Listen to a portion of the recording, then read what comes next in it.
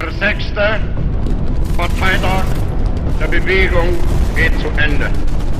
Was für Millionen Deutsche, die außerhalb unserer Reihen stehen, vielleicht nur als imposantestes Schauspiel politischer Machtentfaltung gewertet wird, war für die Hunderttausende der Kämpfer unendlich mehr.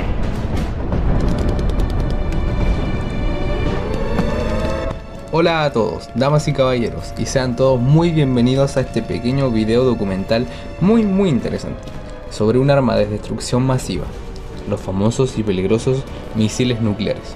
Quien les habla, Bastián Muñoz, junto a mi compañero Hernando Pereira, cursante del segundo año medio B, repasaremos un poco los aspectos más importantes de esta arma, pasando por la historia de su fabricación, en qué conflicto se le hizo uso, los daños que le pueden ocasionar al humano y al medio ambiente, las diferentes críticas que se le han dado dentro de su mal uso y por último cerraremos con unas pequeñas conclusiones respecto a este tema. La prueba Trinity fue la primera prueba de un arma nuclear por los Estados Unidos. Tuvo lugar el lunes 16 de julio de 1945. Fue la primera explosión de la historia de un arma de este tipo. La bomba detonada usaba un material fusionable plutonio, igual que la lanzada más tarde sobre Nagasaki, Japón. Antes de iniciarse la Segunda Guerra Mundial, la física austríaca Lise Meitner y Otto Robert Fritzsche explicaron el fenómeno de la fisión nuclear observando en el laboratorio de Otto Hahn en Berlín.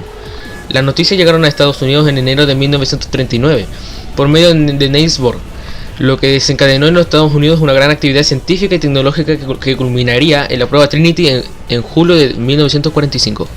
¿En qué conflictos bélicos se utilizó?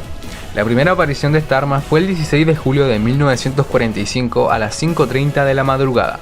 Se produjo una poderosa explosión en la ciudad de Nuevo México que irradió una luz cegadora sobre las montañas circundantes. La bola de fuego creó una nube de hongo que se elevó a más de 11 kilómetros de altura. La prueba, que recibió el nombre de Trinity, resultó todo un éxito. Demostró que los científicos podían aprovechar la fusión de plutonio.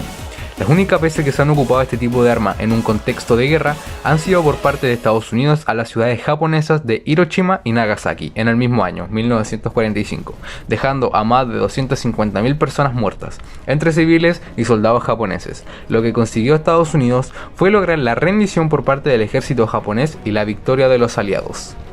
La guerra nuclear puede producir una gran catástrofe, sobre todo entre dos países con bastante energía nuclear. Podrían incluso producir una nube gigante de polvo radioactivo sobre la gran parte de la Tierra. Además de la inmensa pérdida de vidas a corto plazo, el estallido de una gran guerra nuclear podría causar daños a largo plazo en nuestro planeta. Podría dañar gravemente el ecosistema. Las explosiones nucleares producen diversos tipos de efectos tremendamente destructivos en todos los aspectos. Se distinguen en dos categorías, efectos inmediatos y efectos atrasados. Entre los inmediatos estaría la onda expansiva, el pulso de calor, la radiación ionizante y el pulso electromagnético.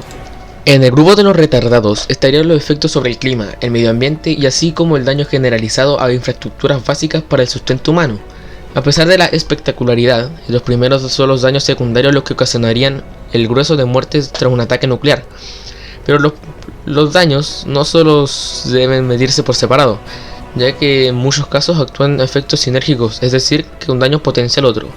Por ejemplo, la radiación disminuye las defensas del organismo y a su vez agudiza la posibilidad de infección de las heridas causadas por la explosión, aumentando así la mortalidad. Esta es una de las peores armas de destrucción masivas conocidas dentro de la actualidad y por eso mismo es tan poco utilizada.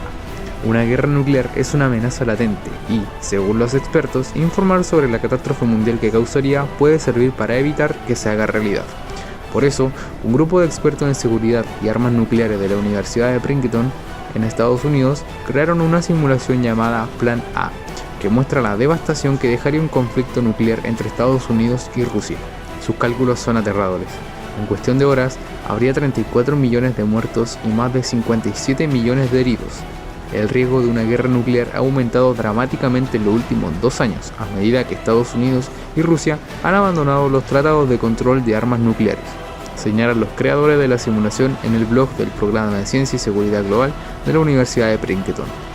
Por eso se debería apaciguar las cosas entre las principales potencias del mundo, ya que si llegara a suceder una guerra de estas magnitudes podríamos llegar a lamentarlo profundamente.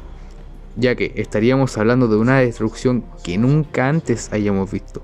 Los números de víctimas pueden ascender a millones, y como bien sabemos, una guerra no sabe de distinciones, si eres rico o pobre, blanco o negro.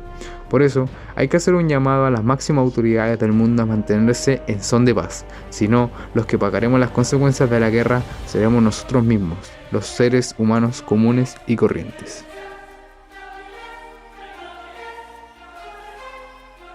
En conclusión, es precisamente esa multitud de efectos y sinergias lo que hacen que las armas nucleares sean las más destructivas que existen. Por eso es tan temida una guerra nuclear, ya que provocaría daños irreversibles al planeta y a la humanidad. De hecho, las armas nucleares son una de las creencias más repetitivas sobre el fin del mundo. Eso que el humano se va a terminar destruyendo solo y todo eso.